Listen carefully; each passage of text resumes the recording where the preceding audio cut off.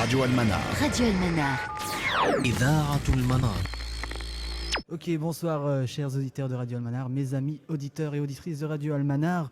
Je suis en direct de ce festival international du film indépendant. C'est le 38e anniversaire de ce festival, la 38e édition de ce festival un peu particulier puisque c'est un festival évidemment qui donne sa chance à de jeunes réalisateurs, parfois des réalisateurs pas souvent connus du grand public. Et surtout un festival qui a cette tendance à donner plus que des films, des films de divertissement à regarder. C'est surtout des films qui traitent souvent de thèmes un peu particuliers, des thèmes en rapport avec l'actualité parfois, etc.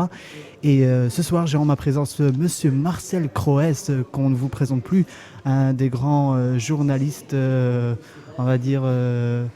la Belgique, et puis qui est également président de ce festival. Monsieur Marcel Croès, bonsoir. Bonsoir. Comment allez-vous, ça va ? Je vais très bien. En fait, nous nous trouvons évidemment à l'aube, en quelque sorte. Enfin, je dis l'aube, c'est une métaphore, puisque nous sommes dans la soirée, mais nous sommes à la veille de l'ouverture véritablement, puisque le premier film est en train de passer. Donc, on peut dire que c'est le démarrage du festival. Le premier film qui est un film de la Nouvelle-Zélande. Donc voilà, les sentiments, forcément, d'un président de festival ne peuvent être que positifs et optimistes, puisque d'abord, j'ai pu observer que comme chaque année, il y a beaucoup de spectateurs, la salle est pleine. Et puis, j'ai vraiment le sentiment que le programme est très riche, très varié, et donc que le public va sortir heureux après quelques jours de ce festival.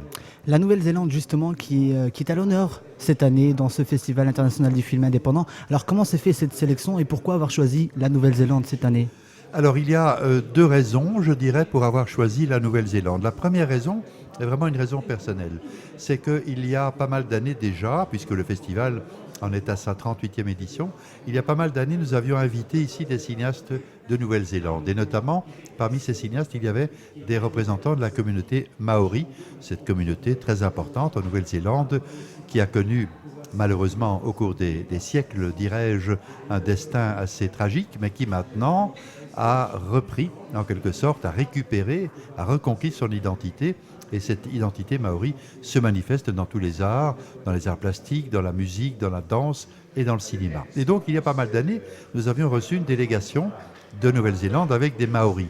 Et nous avions été très impressionnés, à la fois par eux, tout simplement humainement parce que c'était des gens passionnants, riches, enthousiastes, qui aimaient la vie, qui étaient très joyeux.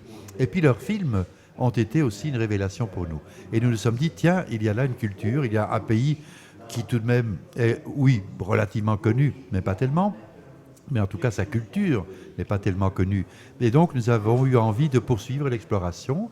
Et le hasard a fait aussi qu'il y avait de bons films, des longs métrages et des courts métrages de Nouvelle-Zélande qui étaient disponibles. Et donc, nous nous sommes dit, en avant, un coup de projecteur sur la Nouvelle-Zélande. Et c'est, je crois, un bon exemple parce que c'est un petit pays, pas tellement par la superficie, mais en termes de population. Là, on sait que la Nouvelle-Zélande n'a pas 5 millions d'habitants. Mais c'est un pays terriblement actif. Et naturellement, c'est un pays aussi qui a de grandes richesses naturelles, puisque la nature est très belle et c'est là qu'on a tourné beaucoup de films. Et c'est aussi un pays qui a donné d'ailleurs des cinéastes archi connus comme Peter Jackson, qui travaille maintenant avec Steven Spielberg.